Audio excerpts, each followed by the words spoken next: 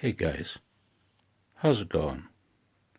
Welcome to another episode of Babble and Bench, brought to you from me and our good friend Al. On a serious note, and this is where the Babble element comes in. I'm really tired and I really want to go to bed, right? But I keep putting something off. Doing the initial scope out of these Heathkits and that Helicopter's general coverage receiver because time's a tricky devil, man. It has a way of slipping us by, especially when you get to be my age. And I'm not quite yet an old fart, but I'm working on it. I'm 61. And we're quickly heading into wintertime.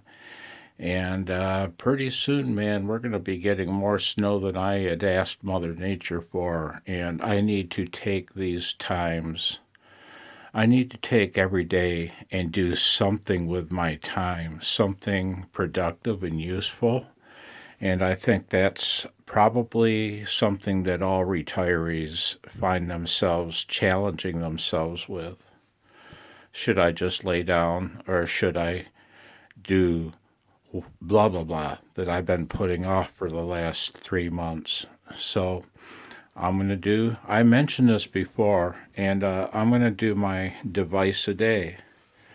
And before I even record anything, I'm going to take each unit apart, give it a good visual, top and bottom, and I'm going to go through it and do the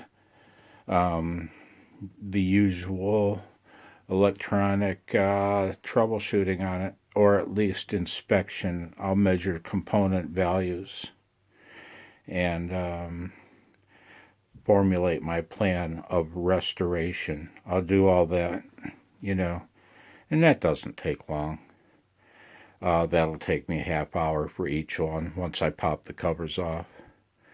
But once I know exactly what each one needs and what I'm going to do to it, then I'm going to record the video series. And I'm going to keep them real brief, a quick look. Hey, this is what this looks like on the top of the chassis. Let's flip it over, and this is what it looks like underneath. And these were the things I see that I plan to change in this radio. And that'll give you a good look at the interior and an idea of just how badly out of tolerance the various components have become over the decades. This stuff is all late 60s, early 70s. It's not that old, but it's getting there.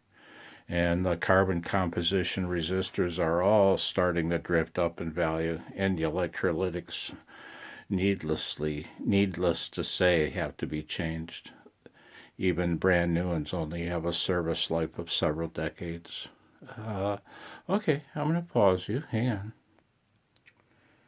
And this is the bottom side of my model Heathkit, my Heathkit model TC-2 tube checker.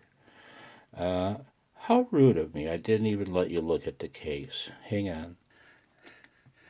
And so there you go. It's missing the veneer on a couple sides, but it's in otherwise excellent condition. Hang on. And this is what it looks like top side. It's in exceedingly clean condition. Like I've said before, I got very lucky. I don't know what I do to deserve such good luck when it comes to procuring vintage equipment to restore. You know, look at the meter. My God, it looks brand new. At least its clarity, its brightness. So that's a look at the top of the tube tester. And while we're looking at the top, I'm going to mention a couple things I've noticed. These switches take quite a bit of oomph to to push into position. They don't snap into position, they take a continued push to get it, like from the middle to the top. I've taken a quick look-see at the switch construction, and I've mentioned in the past that I would show how to relieve tension on vintage, typically Heathkit wafer switches. Well, these are the same switches. I decreased the tension on this one and I lubricated it in one place. But there's another point I want to lubricate it. Okay? The only other thing I see that this machine really needs, the only wire that's hard in this whole machine is this one, like for the grid and or plate cap. I can't even pull it out of there. I'll show you when I flip it over, which I'll do now. Hang on. Okay, and this is that wire that connects to that grid and plate cap lead, or that is the lead. Man, I can't even bend that. Seriously, that's all I can bend it. While all the other wiring is supple. When I do a go through on a piece of vintage equipment, that's one of the things I check. Always check the wiring. So yeah, that's got to get replaced. Okay, I'm going to take a seat and point out a few components. Hang on. I stuck my finger in my lithium grease and then almost poked my phone. Jesus. This is my book that I write down all the resistors and all the caps and their values. And then I formulate, then I know which ones to order. And I do a mass ordering. I'll go through every one of those units on the shelf. Each one gets its own section. And then when I'm done with it, I'll go through and order everything from wherever. Newark, Element 14, whatever. So hang on, I'm going to pause you. And oh, by the way, only 2 resistors in the machine were good. I'll show you which ones. That 2500 ohm 700 watt power resistor is dead nuts on, and it shows no signs of heating. Down in here you have a 100K resistor, and I can't see it, 270K. The 100K reads 104.5K. It's wandering upward. It'll get replaced even though it's in tolerance. It's halfway out of tolerance. These gold striped ones, these precision resistors, are all out of tolerance. They'll all get replaced. The pot seems fine. The wire wound pot seems fine. Now then, I didn't check the lamps. I have a full stock of lamps, so I'm not too worried about them. Other than tube socket pin cleaning, which I'll probably blow off, I want to talk about these switches. And I told you I'd demonstrate how to decrease the tension on them. It's going to get tricky, but I'll try. I need to pick up a screwdriver. Hang on. Oh, this is going to be so hard to do. This is going to be awful, but I'm going to give it a shot. The tensioning device on each of these switch wafers is this brass plate right here, and you see it's got that circular cut in it. That's so that the top portion forms a spring, and you might be able to see a little bit of red lithium lubricant that I've put in there. Now that brass plate has a little nub on it, and that little nub rides up and down on bumps that are on this plate.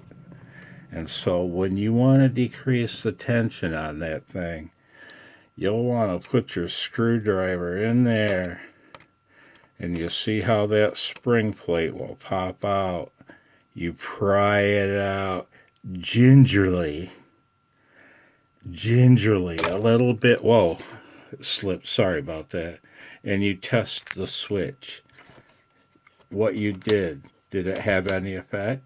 No. Go a little more. I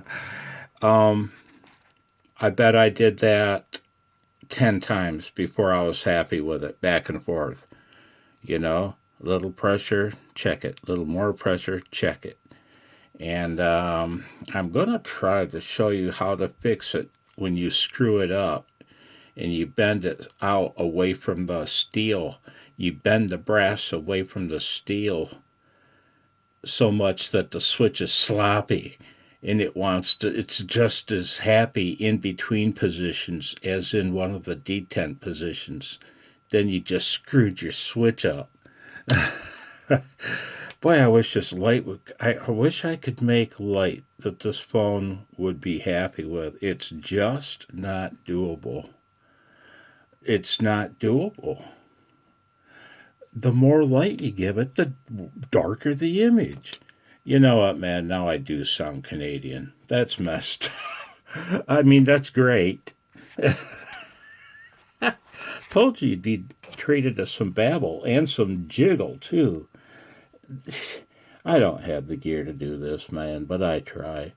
If you screw that plate up, see, you're prying in the middle of that half moon, you know, the cut. I don't know if you can see it, but right there's a dimple in that brass plate. And that dimple is what rides up and down on the bumps on this steel plate. Okay? So you'll be doing your prying in the middle, and you'll be gingerly careful. But once you screw it all up, there's only one way to fix it. You have to pry this plate out again, but now you'll need 2 of these screwdrivers, because you're going to want to come to this, each end of that circular cutout, come in just a little farther, 1/8 of an inch, on each end. It'll probably take 2 people to do. You'll have one of these screwdrivers in each hand. You'll position them behind the brass plate about 1/8 of an inch, maybe less, 1/16 of an inch away from the end of that slot. You'll pry it out, and you'll watch the metal rise. And when you see that metal rise out quite a bit, the other person comes in with a pair of needle nose pliers in the middle and squeezes the middle back down, bending it back down. I've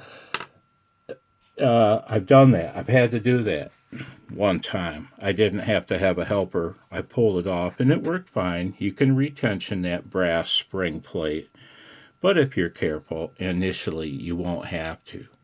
Just take your time and don't get excited. And there's one more hints. These wafer switches. Now you can't see the wafer there, and I don't think I can ever get you to see the wafer using this phone. Yeah, no, yes, no. God, it's miserable. Shit. You see the brown colored fiber material? You do not get lubricant on that material. You do not soak it with oil. You don't soak it with contact cleaner. You don't soak it with anything. And on this switch, other than that red lithium grease, which I tucked a little bit into that, what am I spreading? What is that, a spider web? There's one other lubrication point that I just found, and that is right here at the very tip of my screwdriver, where this round piece Look, God, you can't do this looking at a phone screen. It's just not doable, man. Oh, guys that make videos, that's the real deal, man. They're good. I suck. I'm pointing at it right now. That's a round thing that rotates back and forth with the switch when you rotate the switch up and down. This doesn't move. That does. There's a almost no gap at all. I want to get a drop of light oil in there on each one. And when I say light oil, I mean exceedingly high quality machine oil, if my phone would focus. This being made for ultra expensive embroidery machines. That's what maintenance technicians use on those machines. They use Singer all-purpose machine oil. It's spectacular light oil. To lubricate the brass spring contact, I like to use red lithium grease. You don't need much, just a tad. In a pinch, if you don't have red lithium grease, another thing I'll use is white lithium grease. In this case, Lubriplate. That Lubriplate is just white lithium grease. There's a dab of it there. That's from the 80s, man. That's how long it lasted me. That's how little you use. I find that with lithium-based lubricants, when they do dry out, and they will, all lubricants will someday, they don't get thick and sticky and gummy like petroleum-based lubricants do.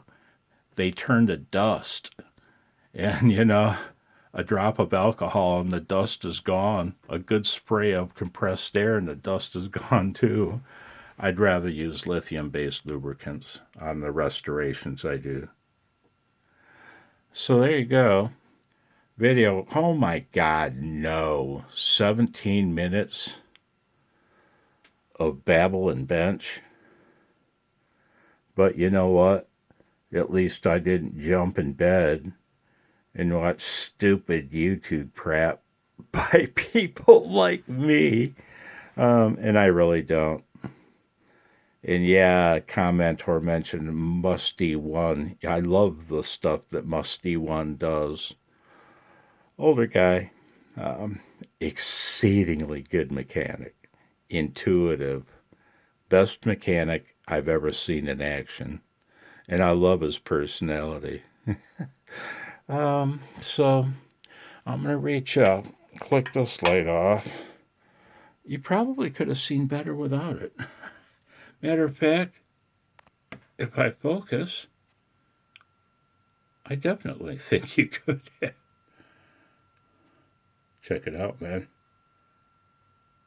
Tube tester porn. Tube tester porn. Click. I hope you're well. I hope this thing will focus someday. Be well. Take care. Love your family, your friends, your creatures in your life. Gotta love Al. And love yourself. If not for you, who will? That sounds wrong, but you have to start with yourself. And then you can spread your love to those around you. Whew. I got out of it, I think. 73.